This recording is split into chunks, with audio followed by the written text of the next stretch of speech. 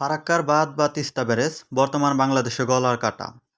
উজান থেকে যখন পানি এসে বাঁধে জমা হয়, তখন অতিরিক্ত পানি নিষ্কাশনের জন্য ভারত তাদের ব্যারেজের গেট খুলে দেয় এবং খুলে দেওয়ার কারণে বাংলাদেশে অনাকাঙ্ক্ষিত বন্যার সম্মুখীন হতে হয়।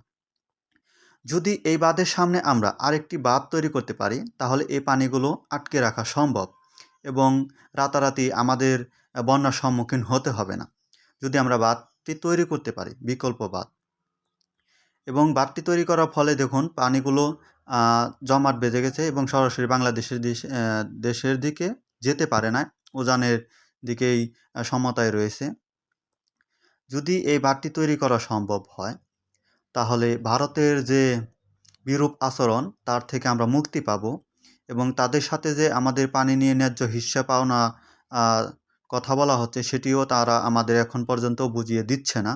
যদি এটি করা সম্ভব হয়, তাহলে ভারতকেও আমরা শায়েস্তা করতে পারবো। যেরকমটি দেখা যাচ্ছে, ওদের পানি ছাড়ার কারণে দুপাশে কিন্তু সমতায়, কিন্তু পানি আর নামাইতে পারতেছে না। যদি এটি করা সম্ভব হয়, তাহলে ওদেরও বন্যার সম্মুখীন ফেলতে পারবো, যেটা আমাদেরকে বর্তমান করতেছে। যদি এই বাঁধটা আমরা তৈরি করতে পারি, এবং তাহলেই আমাদের এই বিপদ থেকে উদ্ধার পাওয়া সম্ভব।